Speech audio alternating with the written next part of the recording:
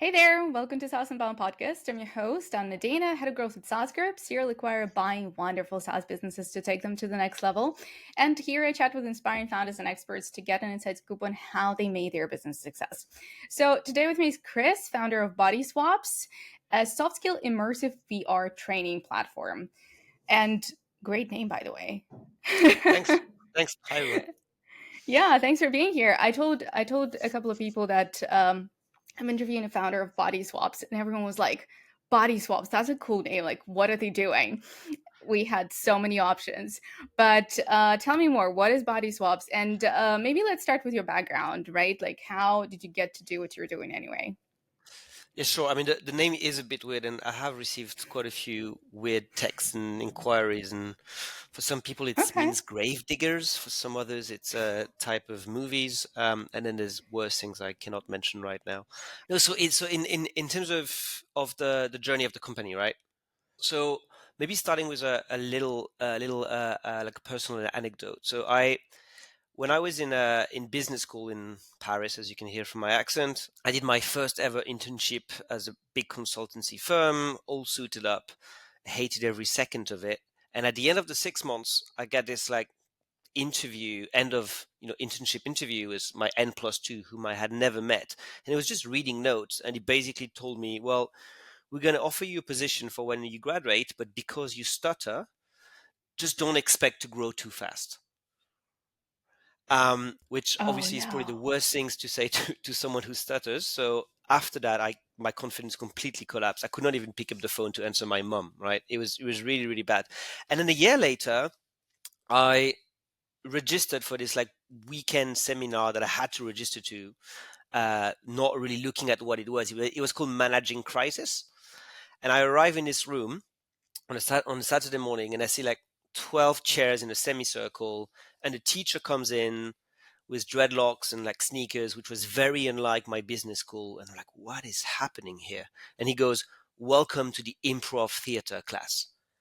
And so I felt my like stomach go down. And I was like, but I just could not escape it. I had no choice. Like I had to stay. I didn't have the grades to escape. So and then it kind of clicked, and I was like, well, either I go full on or I don't, right? Like if you go halfway, it's going to be horrible. Um, so I went full on, and I spent 2 days like pretending to speak in a gibberish language and falling in love and being a tree and all of those things. And I had a lot of fun, and it kind of rebuilt my confidence just like that. It was a very powerful experience, but obviously I was lucky enough to have that because I was in a business school and all this. Not everyone is going to get that. And then fast forward about 6 7 years.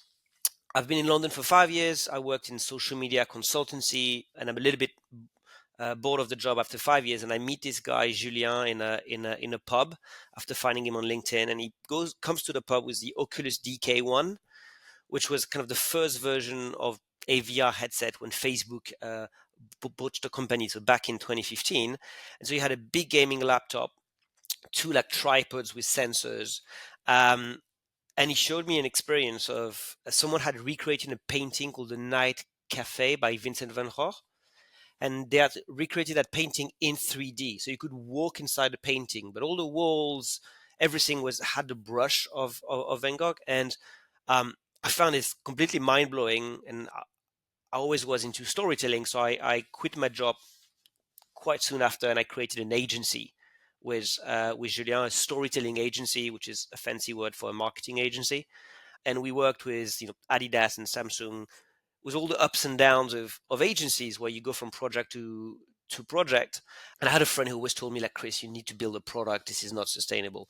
And one day, as we were really struggling on the agency side of things, we received this brief from an education company who wanted to just try. So we landed 2018 by then, 2019, try VR for education. And they wanted to train nurses in psychiatry. And at the time, I was teaching at a business school in Geneva, storytelling for marketing with virtual reality, and how different it is creating a VR experience for a brand than it is creating a TV ad or a social media post, in terms of the agency of the people and the tools that you have as a creator. And there was one experience in particular by this British researcher called Mel Slater, where he worked with women who were severely depressed. He put those, I think, 17 or 18 women, each on their own in a VR experience where they would inhabit an avatar that looked like themselves. So they would have a body. They would see themselves in front of a mirror, right, to take ownership of the virtual body. And then there would be a character of a little girl. So when I say a character, it's like PlayStation 2 level graphics, right? So there's just a character of a little girl in front of them in that space, and the little girl is crying. And what they told the patients is just say nice things to that little girl for a minute and a half, which they do. After the minute and a half, because the patients in reality have a mocap suit on them, what you use in movies, to like do Planet of the Apes of Gollum or whatever. So the movements are captured and also the voice is captured as well. So what they did then is they swap perspective. So they put the patient in the body of the little girl. They go back in time 90 seconds. And because they recorded the movements and the voice, they're essentially watching their own avatar from the perspective of the little girl. And what happens then is they're receiving words of empathy from themselves, but as someone else. And that idea is fascinating. But what really was fascinating is that the results on, I think, 4 or 6 week, they did 3 times 8 minutes in that experience, which is like nothing. It's like 20 minutes in total, 25 minutes. But the decrease in the symptoms of depression was greater for that group than those who did CBT with a human beings. So when Sage, the education company, approached us to do training for nurses in psychiatry, the eureka moment was, let's flip that on its head and let's not make it about the patient, let's make it about the practitioner. And so we created that experience where you would listen to a suicidal patient and then provide her feedback and then swap bodies, hence the name of the company, to listen to yourself from her perspective. How do I sound when I'm trying to give feedback to someone or advice to someone who's suicidal?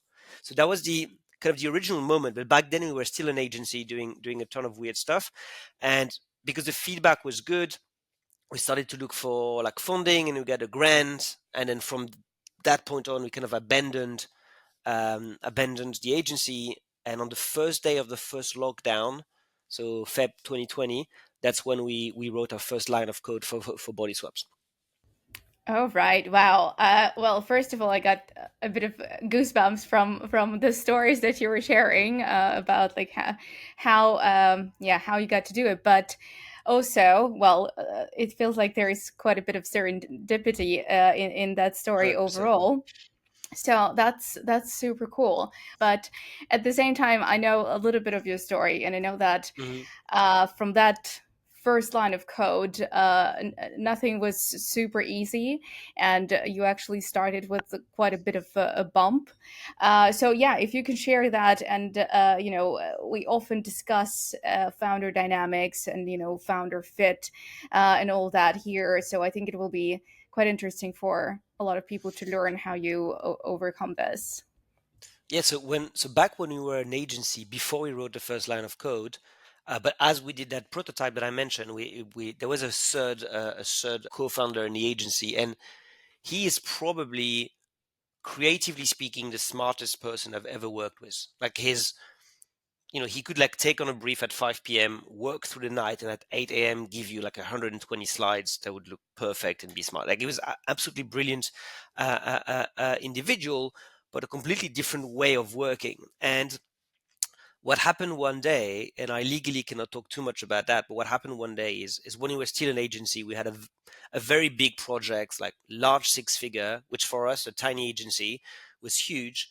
And um, and we massively mismanaged that, in the sense that, if you take an analogy, let's imagine we got a project to build a house, and this co-founder kind of say, guys, leave it to me, I'll do it on my own. And he was a little bit like that, and he started by building the kitchen, and he built the most beautiful kitchen you can imagine, and he showed it to the client, and the client was like, oh, this is the most beautiful kitchen I could have dreamt of. Like, I can't wait for the rest of the house. And then he went, yeah, but I spent 40% of the budget of the house on the kitchen.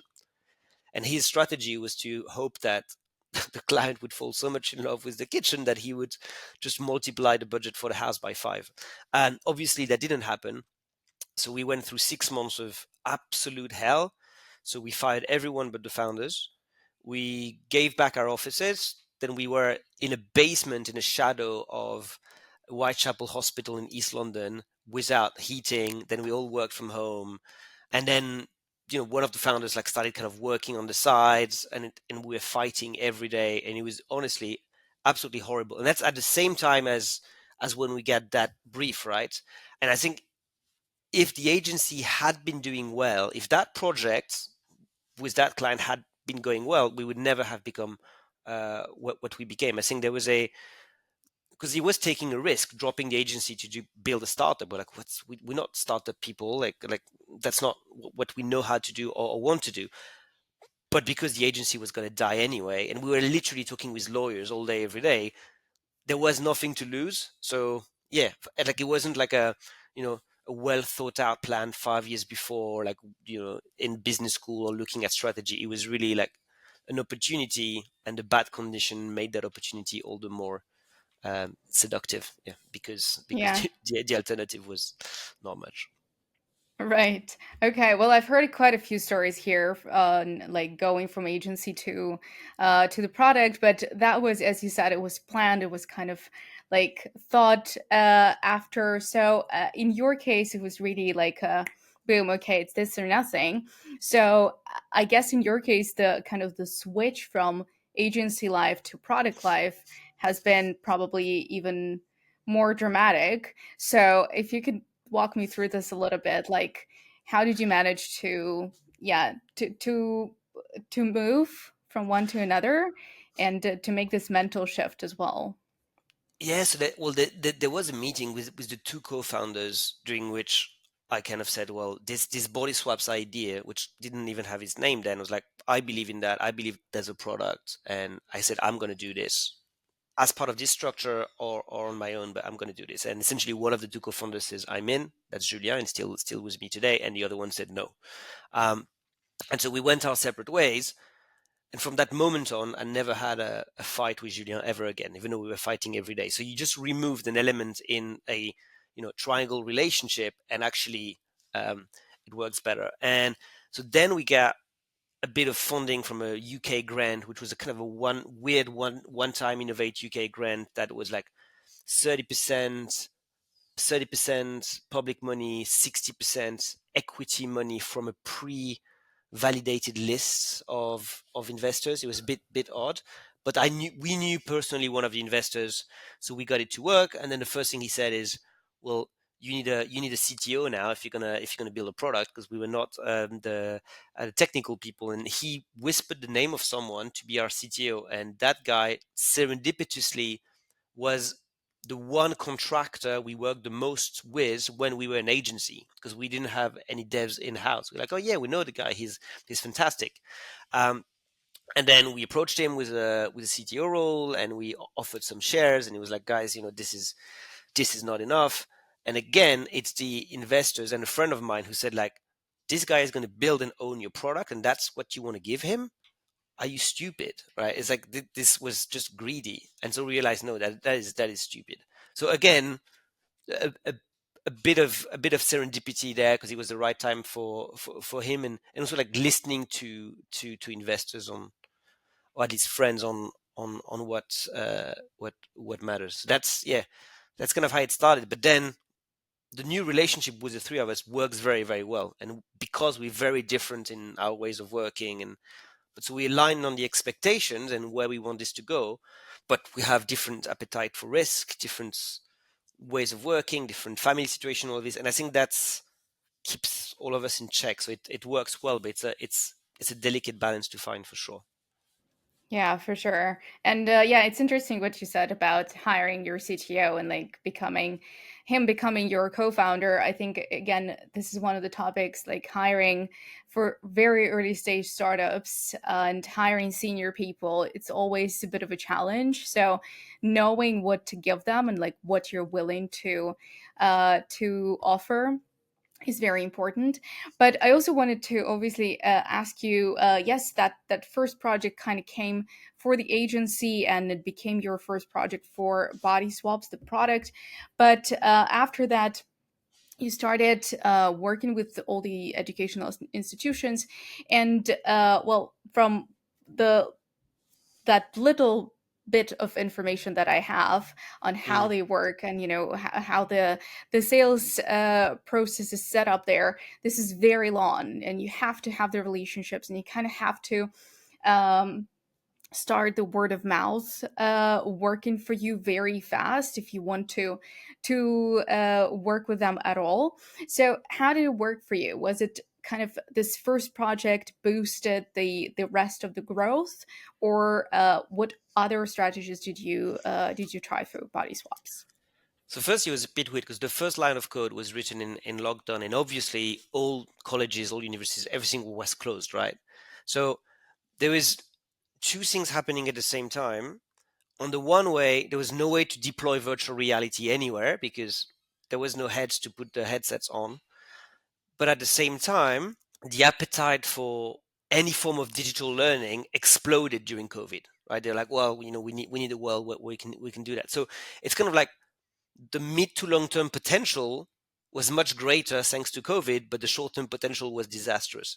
But we were super lucky in the timing in the way that we had money and quiet times to February to kind of September, build the first version, so the first like 3 or 4 modules, and get them to a decent level. And then what happened after is I think we had a couple of clients, but like really like direct contacts, people we reached out to and said, do you want to try it for free? That saw a post on LinkedIn, something like that. But the one thing that made the difference in our world, there's a gatekeeper called JISC. So JISC, they kind of a government organization that is responsible for bringing digital innovation to the edtech sector, or to the education sector rather. And what they said is, they said, give us a license to your product, and we're going to take it to 5 further education colleges in the UK. We're going to do the deployment ourselves. You do nothing. We want to be completely independent. We're going to write a report on that later, right? And so they did, and because of how serious they are, and they really did not let us interfere in any way. When they wrote the report that said this is a great product, and it's been used by 5 of the colleges, and here's the feedback, that really helped us. First, we converted all 5 into clients. Then we had a base to build from, and then we grew a lot through organic word of mouth, especially on social, because we had a product that was super social media friendly. Kids with headsets on is something that every educator wants to build. So that's kind of how we started.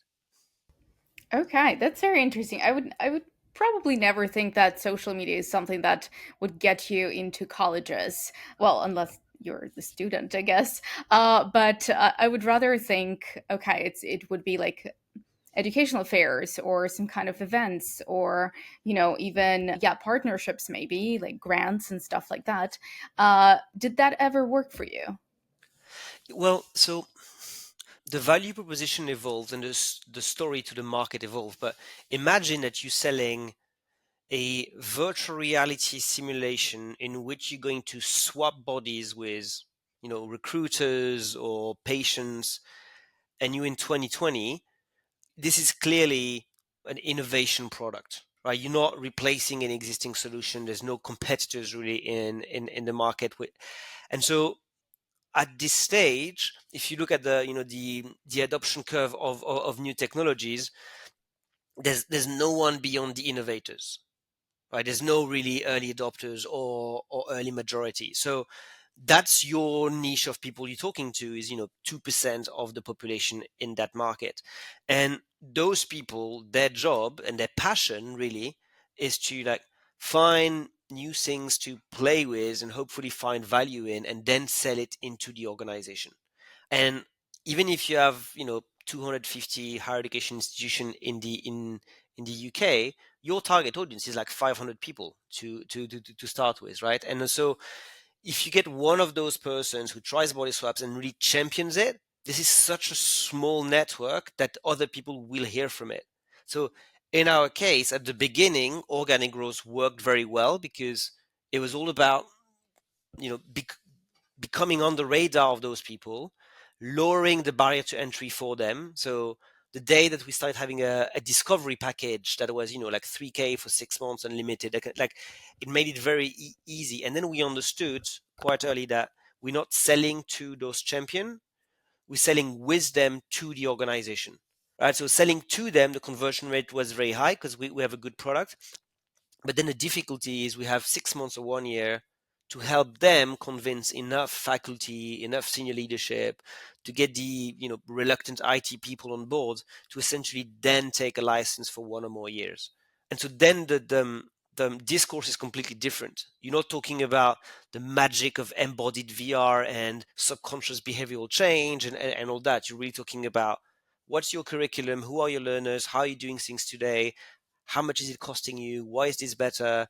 Yeah, so Okay. the superficial growth happens on social media, the real growth happens in customer success. Right. Absolutely. Okay, that makes sense. What didn't work? Paid, Okay. uh, like paid advertising didn't work. So we tried Google and just we targeting such a niche that, you know, we had a lot of clicks and they were cheap, but the conversion into leads was nothing. We got some money from Meta, Facebook credits, $150,000 worth of Facebook credit. Same, very very difficult. So for us, we are kind of like B2B higher education, quite niche. Uh, Paid didn't work. Events is very hit and miss, and it's kind of very hard to know beforehand what's going to work or not. Um, but what we realize is sometimes the biggest events are the worst if the topic is not laser focused. So we went to a lot of like healthcare events, like digital healthcare, and you just have, you know, like you have a fitness solution in front of you, a mannequin. It didn't work. Was the few events that were super laser focused with only a few hundred people that probably worked better. What else didn't work?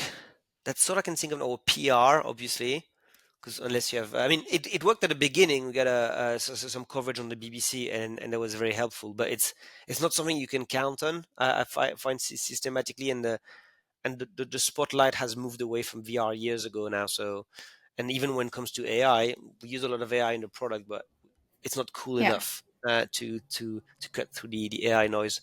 Yeah, so really, what worked for us comparatively is leveraging individual stories of successful clients, and moving away from talking about the product to talking about the success our clients had with the product. Yeah, that's amazing. That usually works. I mean, not only for you guys, but even Mm. even for us. And we're not even a product, right? But okay, something else I wanted to ask you because, well, you keep saying that it's a very niche market, and I understand that. Yes, you must be right. But how big is it? Like, what's your total addressable market? So it's funny because like investors have asked us to do that Sorry. exercise. So no, it's interesting. So right now, we really focus on the English speaking higher education market. So the way to look at that is just the number of institutions. So there's roughly 5,000 institutions in that market, between UK, US, and Canada, and you have on very roughly, because it's hard to measure exactly, 5,000 students in those institutions. Um, on paper, because our simulation cover anything from, you know, teamwork to job interview to communication, on paper, every single student could benefit from learning in Bodyswaps. So that's the side of the size of the market. Now, what's really interesting is we have a lot of opportunity to grow in terms of the number of clients, because we work with 300 institutions out of those 5,000. So that's good, even within the English speaking market. But more importantly, the average size of a license for us is just under 200 users, and that's less than, 5% of the addressable number of people we could talk to within those institutions. So I think that's where AI and that change of landscape is very interesting in two ways. Is really, it allows you to build flexibility into the product to hopefully really increase the ACV by saying this is not just relevant for year one careers now, but also for year two, or not for that faculty but for that one as well, and also to target global markets is powerful as well, because the localization of content right now is a mix of any LLM and 11 labs for us for voices. You can go very fast, and investors are very excited about that. The truth is, it's all good to have a module in Polish, but what do you do when a Polish school calls you and they only speak Polish, right? Like you still you still need customer success, still need to sell to the market. And then there's another thing on top of that, which is, for example, we have modules on communicating in a person-centered way in healthcare. So how to build a rapport with a patient to make them feel individualized and humanized. And in the UK, the version of this simulation is you have to look people in the eyes and you have to say hello when you enter the room, which seems, quite like a logical thing to do. But a lot of people who work in those positions in social care and homes in the UK don't come originally from the UK, and in their culture, say Nigeria, for example, you show respect by only speaking when asked to speak and looking down.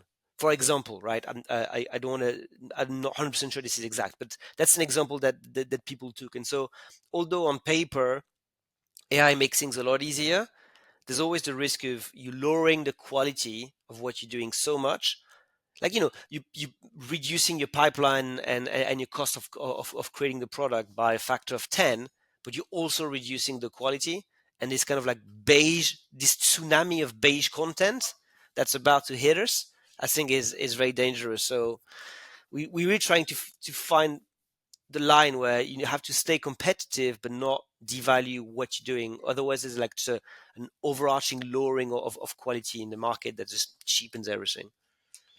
That's super interesting what you said. We just had an event last week where we started this conversation about AI, and obviously we talk about acquisitions and how using AI could like potentially work on your valuation and affect it, and it just stirred this great conversation that was never ending because basically everyone is still trying to figure out, AI friend of foe kind of Mm. situation. Like, yeah, like you said, it can be so great in automating something, but then when it does it do a good job? Does it do a very mediocre job? Like, can you actually rely on it? So there is a lot of like uncertainty there. So I can totally back you up there. But in terms of, since you already mentioned competition, I guess you do have competitors, and as you just said, the market seems like there is still a lot to tackle for you guys, but it's not infinite. I would like to understand what is kind of the share of the market that your competitors have, and how do you stay competitive? Because, well, tech mode is not existent anymore, right? Because of AI, because of Yeah. the how fast everything moves. So, how do you tackle that kind of challenge? Yeah, it's very interesting. So one data point that we have is, sometimes we do workshops, like physical workshops. So people from the sales team or the customer success team will take the train, go to a college in the Midlands, and do one day and put people's in headsets. Our conversion rate on average from a deal open to a deal closed is 30%. Our conversion rate when we do a workshop like this is 80. And that's all about, because people love Janie, people love Laura. It's so there's especially when you have a new product, the value of building a relationship and wanting to work with someone. And so I think because everything becomes AI and automated, the relatively speaking, the value of human connections increases, which is going to be an interesting one. On your question about the tech moat, it's a really good one, because now for someone to create a an LLM powered simulation of a conversation, well, everyone and their mom can do that. And for that LLM conversation to power avatars or videos, it's very easy. It's very, very easy. So that was the hardest thing to do. Like when we created a Bodyswaps, there was no AI. So you would do a monologue to an avatar and then swap and watch that monologue back. So what was the hardest bit is now the easiest bit. And that moves the value to other aspects. For example, like how well equipped are you to help with procurement when entering a new client? Um, do you have, are you following accessibility standards, which takes a while to create? Do you have, ISO 27001 certification for data privacy? What customer resources do you have? And, do they make sense for your customers? Are they easy to access? So it's everything in that whole product model. There's little to no differentiation on the core product, and it's everything you built around it that actually makes the differentiation. So the community is the credibility, the resources. So that's our strategy. Another part, which is maybe more fundamental, is how can I say, falling in love with your client and not your product. And what I mean by this is, historically we were very much a you know VR obsessed people with tech obsessed learning designers trying to build the best learning product there was for communication skills, right? And it was really this quest for being the very best, and I think we became that and people respect us for it. But everything we did was very, very focused on the end learner, the students, who is not our clients, right? Our client is the institution. And sometimes we build a module that's an hour long, and then our VR champion would tell us, well, actually, we don't want students to spend more than 20 minutes in virtual reality. So your thing is too long. And so we really, most of our efforts this year, 90% of our effort has been on the platform for the educator, right? So who are the educators? What's their life like? Do they have any time? Do they care about VR and AI? How can we make their lives easier? And so you almost have to go to a point where and it's very difficult, even internally, politically, to say there is a trade-off between ease of use and sophistication of the product. And you have to somewhat drag back the cursor to say, yes, this is a valuable feature to be able to customize this and that. But actually, it's even more valuable to make sure that people can get to an 8 out of 10 in 5 minutes rather than a 10 out of 10 in 2 hours. So that's I think was what was interesting when everything is AI and automated. I mean, the attention span and the tolerance to friction is just so low right now that just people give up on a solution because there's one click too many, right? So yeah, Yeah, that's absolutely. what we're trying to do. That's a tough one to navigate, but it's great to kind of get a reminder that first, yeah, you kind of fall in love with building a great product, but then you start learning about the people who are using it, and it's only about people. I mean, we're in B2B, and it tends to be like, oh, we're selling to companies. Not really. We're still selling to people. So it's really important to remember that. All right. I just have a couple more questions for you. And, first one is like, what's next? What are you excited about for 2025? Is it adding more AI? Is it falling more in love with your customer? Is it maybe exploring new markets apart from educational? What are you up to? Yes, I think from a market perspective, so we opened an office in the US a year and a half ago, and the US has been working quite well in 2024, and it's kind of like doubling down on that market because obviously it's much bigger and it's exciting. It's also not a cheap market to enter, so there's a big price, but the cost of entering is higher. And then healthcare is a very interesting one for us. There's a global talent shortage in healthcare with an aging a population. We need more nurses, and I think there's historically healthcare education has always been around clinical stuff, and it should be, but not only. And a lot of that is again automated. And there's now a focus globally on the human side of healthcare, the communication skills, and I think we can really do something there. And we've started to see a lot of traction. So that is exciting. How do you break bad news? How do you navigate a conversation with an angry patient? How do you make sure like the nurse who watched over you at night, in the emergency room when they transfer you to the doctor in the morning is doing a right job and you're not going to die from a medical error. So all of those things. And then from a product perspective, it is using AI not only in the experience of the learner, as in like practicing with an AI and letting the educator define that practice, is using AI just outside of that. So you mentioned like the whole product model, right? How can AI be an assistant for you to help you design what the learner is going to see, do it with an AI, and also help you understand how they're performing. So what's fantastic is if you're going to have an interaction in a simulation with an AI, let's say as a manager, I'm sure sometimes you have to give bad feedback to people.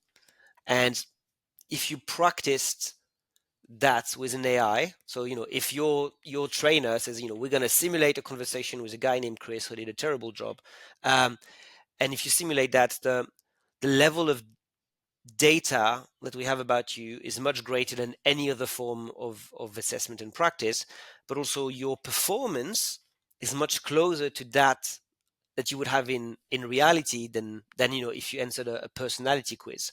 So but that's just you. Imagine now you have 500 nursing students.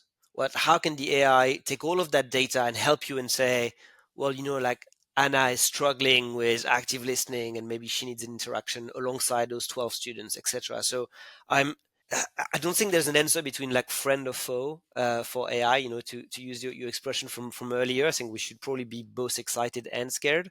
But when it comes to education specifically, if we go beyond the whole like people are using AI to cheat on their homework, like if you just look like in the developing countries and the research that's coming now is like once trained for half an hour on how to use an LLM, kids with an AI tutor will learn faster than with a teacher. And when you think that you have 250 million kids who just will never see a teacher of their entire life, I think that it's the first time since I was born that I would bet money that in 10 years, the average level of literacy and math and is going to be higher than it is today. And I think that that's the role that AI is going to play. So I know this is not Bodyswaps in 2025, but I think in this very scary world right now, very uncertain world, I think AI in education is probably a force for good. I'm pretty convinced of that. Awesome. I need to create a reminder on my phone to check this podcast in 10 years and see what's going on. But uh, and God, I hope I'm not struggling with active listening. So it's literally my job. Fair enough. Fair enough. No, you're very good. But yeah, thank you so much. I think it's a great point. I feel like I'm trying AI with my son even, and it's super fascinating for him that well he doesn't need me to ask all the questions. Like when I see what he's been asking AI, and it's like a million of different questions, and obviously well, the one thing I like to do is check the answers, but apart from that, it's just wow. It's such a great in into like the knowledge base of the humanity. It is fantastic, and I don't have kids, but I can't help but feeling that it's I don't know. When I was a kid, my parents they knew everything, and they were the smartest people on the planet, and they were the source of truth, and that was it. Now AI is obviously better than any parents at answering pretty much any question that is factual, right? I don't know. Like, do you feel a the word is strong, but I do feel sometimes a form of like existential humiliation with AI, where it's like just making us feel less than, like we created our own gods kind of thing. I don't know, and I've never actually thought about it that way. I actually feel like we've created a great tool to potentially become better and to know something faster and to learn something else. And we literally have this access. And I mean, yeah, Google has been there forever, but it's just the working with prompts and actually being able to like ask like whatever I want in a form that's comfortable to me.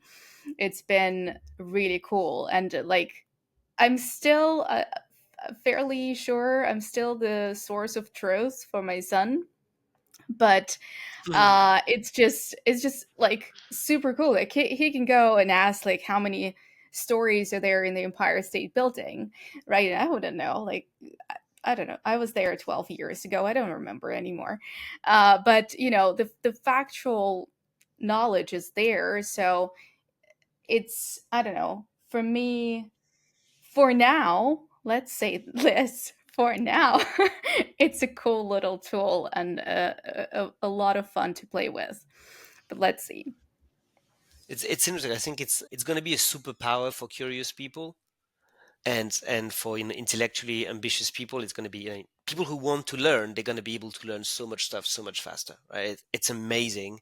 But I'm also wondering, if you look at, like 20, 30 years ago, when the internet came, it was like, oh, the world's knowledge in everyone's pockets. Like, we're all going to become so much smarter, and we're going to stop voting for stupid people, and we're going to, and Well, that not to didn't get happen.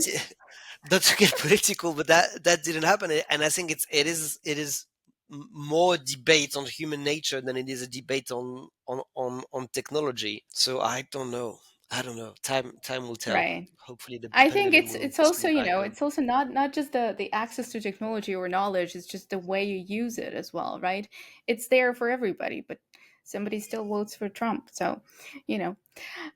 Anyway, the last two questions. The usuals on the podcast. First one is, so far, really cool journey. You're tapping into this amazing new technology. What has been the biggest win and the biggest failure?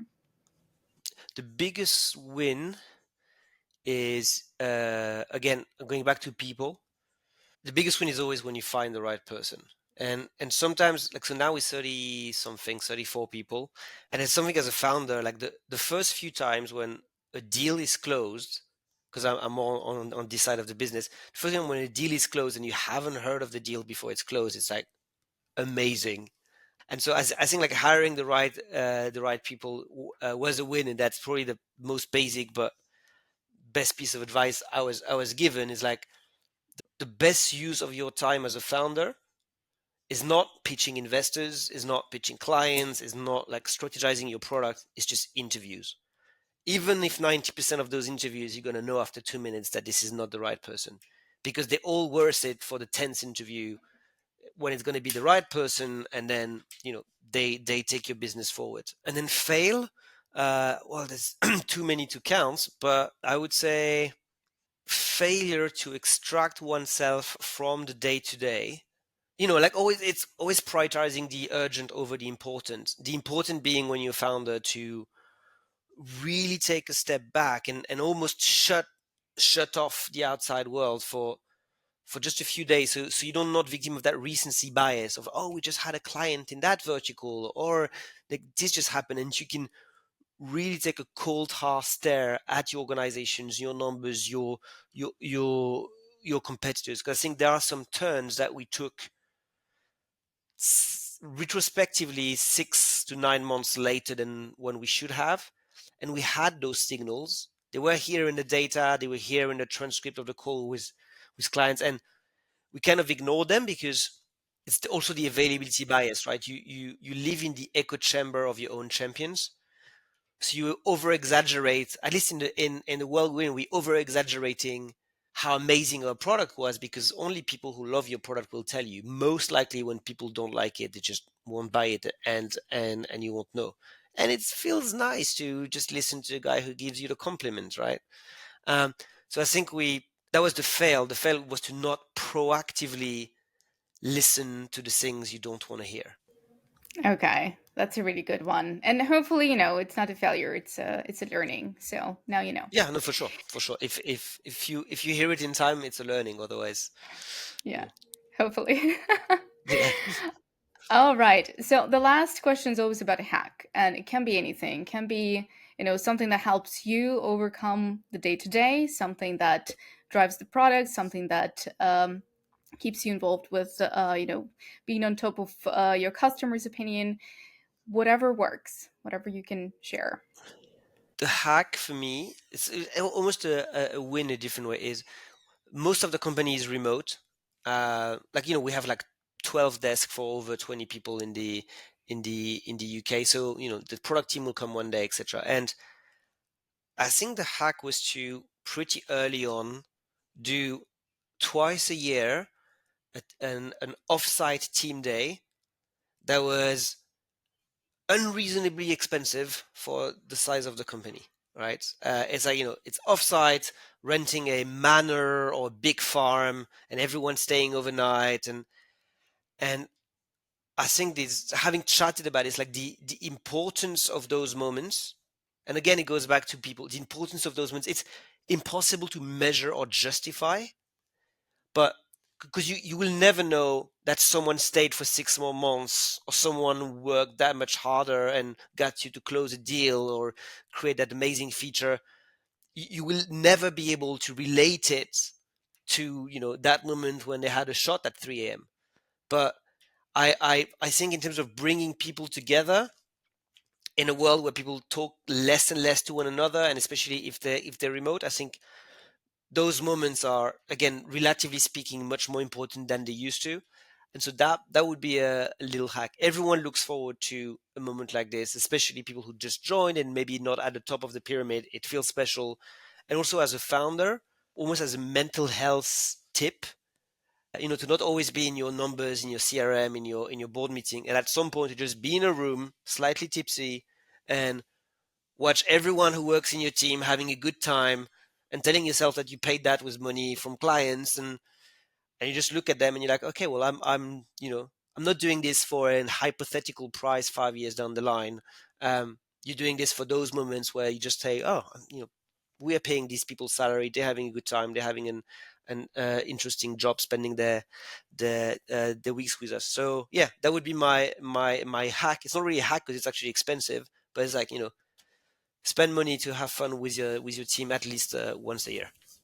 It is very expensive. We just came back from SaaS grouping, as we call it, our annual retreat this year in Marrakesh.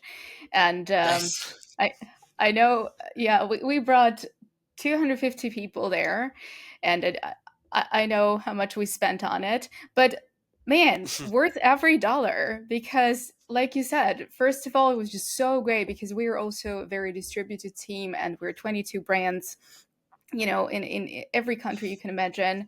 So it was so amazing to bring everyone together to learn from each other because, yeah, everyone's in different stage and everyone's a different person. And it was so great. Like, it boosts collaboration, boosts just kind of the feeling of being this one company, one group, even though Mm. we're different businesses. So, yeah, totally back you up. Yeah, it's nice. It's it's it's Yeah. it's why we live also at the end of the world. Just build some memories, not just a bank account, right? So It's not about the money.